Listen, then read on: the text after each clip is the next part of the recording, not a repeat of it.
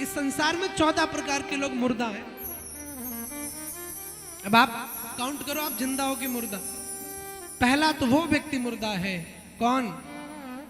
कहा सबसे पहला व्यक्ति मुर्दा वो है जो कंजूस है, कृपण। अब हरिगढ़ वाले तो है नहीं, यहाँ की तो बात हम कर नहीं रहे। यहाँ तो सब व्यवस्थाएं देखी जिनके जीव, मैं इसलिए नहीं कहता महाराज जी की झोली भर दो, और जीवन में दान सर्वोपरि होना चाहिए। अगर कलिकाल का कोई साधन भगवत प्राप्ति का है इस संसार में सरल, तो वो हमारे लिए दान उपयोगी है। धर्म के 4 पैर है, सत्य, क्षमा, दम, दान। दान एक ऐसा अद्भुत साधना है भगवान से जुड़ने का, कलिकाल में जो सबसे महत्वपूर्ण है। दान देना चाहिए। पहले के लोग जन्मदिन मनाते थे। नंद बाबा के यहाँ कन्हैया का जन्म हुआ तो धेनु नाम न्यूते प्रादा 2 लाख गैया का दान किया। राम जी का जन्म अयोध्या में हुआ तो हजारों गैयों का दान दिया। सब दान करते थे। हमारे यहाँ कोई फेस्टिवल होता था, फंक्शन होता था, तो हम दान पुण्य से मनाते थे। पर आजकल कोई फंक्शन होता है तो डिस्को शुरू हो जाता है, गाना बजता है, बाबू को बेस पसंद है। हमारे उत्सव की शुरुआत ऐसी होनी चाहिए क्या? हमारी संस्कृति, हमारा कल्चर, हम कितना पीछे होते चले जा रहे हैं। जिस भारत देश में यहाँ के संस्कार, स्वामी विवेकानंद जब शिकागो की यात्रा में गए, देवेंद्र भाई साहब, तो उनसे किसी ने पूछा आप कहां से आए हो? तो स्वामी जी ने कहा कि मैं भारत से आया हूं। तो स्वामी जी को किसी अंग्रेज ने कहा कि भारत तो बहुत पुअर कंट्री है, और दूसरा वहां की लेडी को फिगर मेंटेन करना नहीं आता, चित्र सजाना नहीं आता। स्वामी विवेकानंद जी चुप हो गए और उस अंग्रेज से कहा, सुनो, पहले तो भारत देश में किसी स्त्री को लेडी नहीं अपितु देवी कहा जाता है, और दूसरी बात कि भारत देश चित्र प्रधान नहीं है। भारत की स्त्रियां अपना चित्र नहीं अपितु अपना चरित्र सजाना जानती हैं, अपने चरित्र का निर्माण करती हैं। भारत देश की संस्कृति है। और आज ऐसे देश में जब माताएं, हमारी बहन बेटियां छोटी छोटी ड्रेस, छोटे छोटे कपड़े, शॉर्ट्स कपड़े, फटे हुए कपड़े पहनती हैं, तो बड़ा दुख होता है। हमसे किसी ने कहा कि महाराज जी आपकी नजर में खोट है, आपका ध्यान उधर जाता ही क्यों है? मैंने कहा बहन, हम सनातनी हैं, हम तुम्हारे हैं, तब भी तुम्हारे लिए कह रहे हैं, वरना ये पूरी दुनिया तुम्हें नंगा देखना चाहती है। हम तुम्हारे सनातनी हैं, इसीलिए तुम्हें समझा रहे हैं, बाकी ये दुनिया तुम्हें चाहती है कि तुम शुद्ध होकर के रहो। भारत के कल्चर को मत खो प्यारे। हमारे यहाँ की सुबह की शुरुआत श्री राम जी से होती थी। सब सुबह उठते थे, आपस में मिलते थे और राम राम करते थे। ये गुड मॉर्निंग ने हमारा राम राम छीन लिया। हमारे यहाँ का मिलन राम से होता था। हम किसी से मिलते थे, कहते थे भैया राम राम। हम किसी से विदा होते थे तो कहते थे अच्छा भैया राम राम। ये हाय बाय ने हमारा वो राम छीन लिया। किसी के सम्मान में इस भारत देश का सम्मान श्री राम है, इस भारत देश की गुड मॉर्निंग श्री राम है, इस भारत देश की गुड बाय श्री राम है। और ऐसी संस्कृति को हम समूल नष्ट करते जा रहे हैं।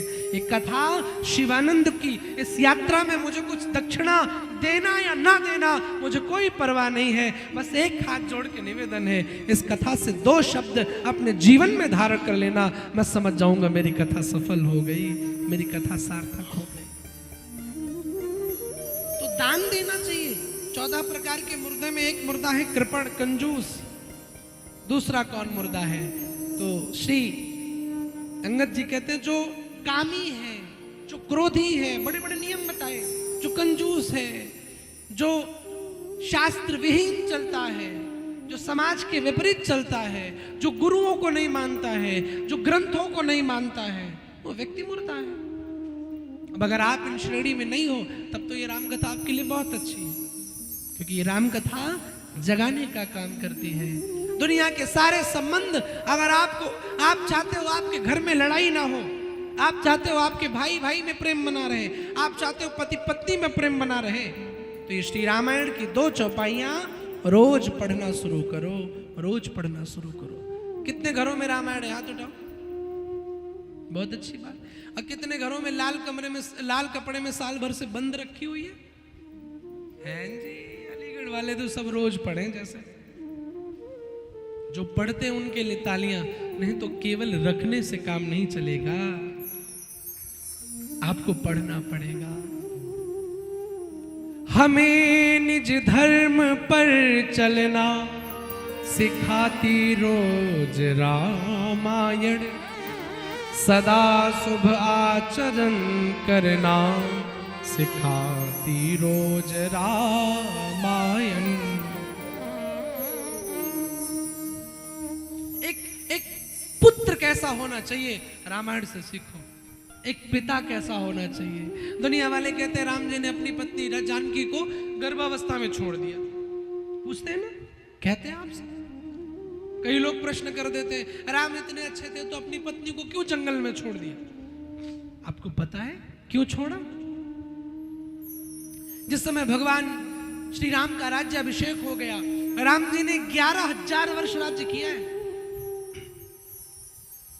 तो राम जी एक दिन बैठे थे, जानकी जी आई, गर्भ धारण कर चुकी थी, गर्भावस्था में आई जानकी जी और राम जी से कहा राघव एक मैं प्रश्न चाहती हूं। बोले क्या? बोले उसका उत्तर दो। बोले क्या? कहा रघुनाथ मैं चाहती हूं हनुमान जैसा पुत्र मेरे जीवन में आए। कैसा बेटा चाहिए? हनुमान जैसा। कैसा? जानकी जी चाह रही हनुमान जैसा है, और आजकल के लोग चाहते हैं महाराज डॉक्टर साहब सलमान खान जैसा हो जाए, इसकी तरह हो जाए। ऐसे नशेड़ी जो रात में धुत नशे में पड़े रहते हैं। हम बहुत समय तक ट्रेंड रहा, लोगों ने हीरो की फोटोज लगाई। हीरो तो नहीं, मैं जीरो कहूंगा, क्योंकि हीरो कौन है, समाज का आइडल कैसा होना चाहिए, वो नहीं जो रात में धुत नशे में पड़ा रहे। समाज का हीरो कौन है? जो पिता के एक वचन पर 14 वर्ष के लिए वनवासी हो गया। वो श्री राम समाज के हीरो होने चाहिए। वो श्री कृष्ण जिन्होंने धर्म और अधर्म के क्षेत्र में विपरीत स्थितियों में भी धर्म पर विजय दिलाई हो, वो कृष्ण समाज के हीरो होने चाहिए। जानकी कहती है रघुनाथ मुझे हनुमान जैसा बेटा चाहिए। तो राम जी ने कहा देवी जानकी अगर हनुमान जैसा बेटा पाना हो तो ये इतने वैभव में तुम्हें नहीं मिलेगा। आप सोचो कि इतने बड़े राज्य में बेटा हनुमान जैसा हो जाए। अब जो बेटा जन्म लेते ही एसी में पड़ा हो, वो क्या ऐसे किसी जंगल में रह पाएगा? जो बेटा जन्म लेते ही बहुत वीआईपी ट्रीटमेंट, वीआईपी व्यवस्थाओं में रह रहा हो, क्या उसे थोड़ा सा पार्क में किसी जगह पे मच्छरों में बैठने को कह दिया जाए, बैठ पाएगा? जो डल्लप के गद्दों पर सोता हो, क्या जमीन पर सो पाएगा? देवी जानकी हनुमान जैसा बेटा तुम्हें अयोध्या में नहीं मिलेगा, तो उसके लिए तुम्हें जंगल जाना पड़ेगा, किसी साधु की शरण में रहना पड़ेगा।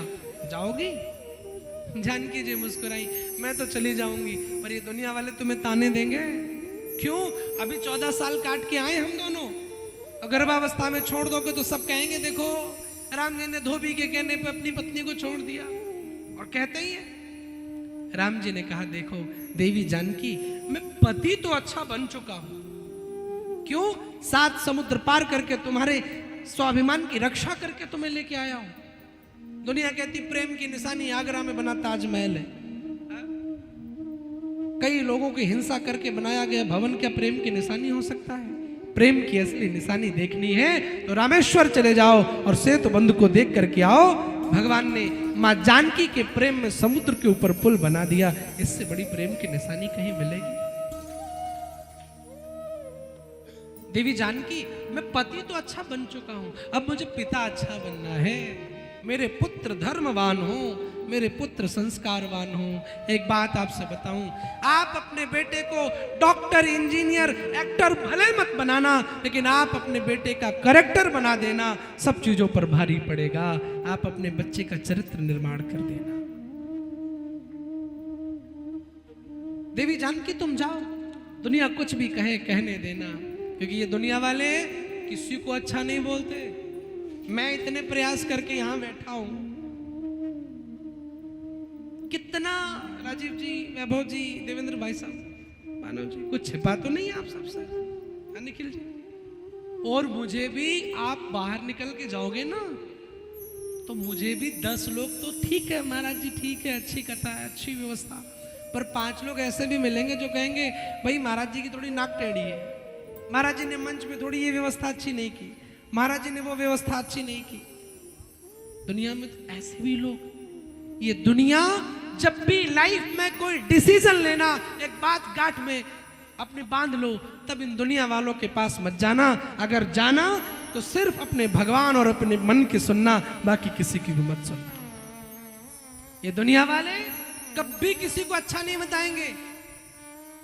इन्होंने राम को नहीं छोड़ा, कृष्ण को नहीं छोड़ा, हम कौन से खेत की मूली, हम तो मूली भी नहीं है, मामूली है।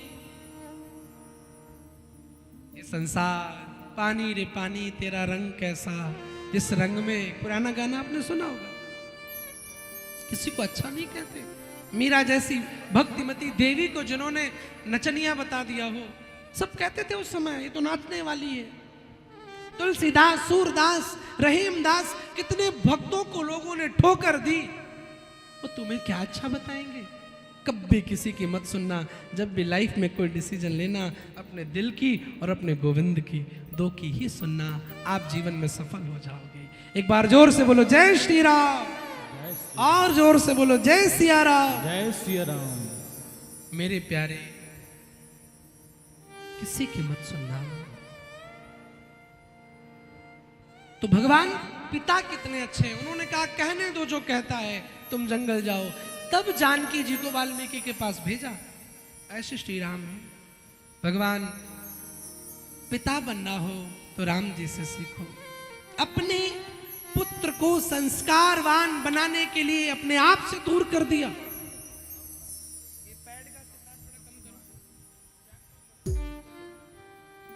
और आज हम आप हैं, अगर टीचर थोड़ा डांट दे बच्चे को, और बेटा घर में रोता आ जाए, मम्मी मुझे टीचर ने डांटा है, सोई फोन पहुंच जाएगा स्कूल में, हैं जी आप कौन होती हैं डांटने वाली, आज मेरे बेटे को तुमने डांट दिया, ये कर दिया, वो कर दिया। ना जी ना। एक बात याद रखना, अगर अपना बचपन सुधारना चाहते हो तो अपने बच्चे का बचपन सुधार दो, आपका बचपन अपने आप सुधर जाएगा। भगवान श्री राम राम है, भगवान है, मर्यादा पुरुषोत्तम है। और जब सुबह उठते हैं तो माँ कहती कौशल्या, बेटा राम ये तुम्हारे बड़े हैं, जाओ प्रणाम करके आओ। बेटा राम ये ताऊ हैं, जाओ प्रणाम करके आओ। बेटा राम ये माँ है, जाओ प्रणाम करके आओ। ये राम कौशल्या सिखाती है। तभी राम के जीवन में आज हम उनकी कथाएं सुनाते हैं। और हम आप क्या करते हैं, बच्चा उठा, बेटा वो अंकल बैठे, जाओ मार के आओ। अब बेटा धीरे धीरे गया, मार के आया, अंकल ने भी गोद उठा लिया, ओ आंटी को भी एक लगाओ, अब आंटी को भी लगाया। वही बच्चा जब बड़ा होके मारता है तो हम आप कहते हैं कि बेटा मेरा मुझे परेशान करता है। माय डियर, उसका जिम्मेदार हम और आप हैं। घर में कोई साधु आ जाए, आजकल के बच्चे घर से कमरे से निकलते नहीं है। बस करो, उधर ही चला दो, इसको बंद करवा दो। हाँ अब बस करो, उनसे बोल दो बंद कर दे बस। हाँ ठीक है, कल से 5:30 बजे आ जाना। हाँ हरिगढ़ वाले थोड़ा लेट से आते हैं वैसे भी यहाँ थोड़ा जगाना पड़ता है लोगों को। एक बार जोर से बोलो जय सिया राम। जय सिया राम। और जोर से बोलिए। अब देखिए आपके मच्छर की भी हमने दवा कर ली। अब नगर निगम आपके मच्छर भगाएगा और ये राम कथा आपके अंदर के बैठे मत्सर भगाएगी। दोनों को भगाने का काम किया जाएगा।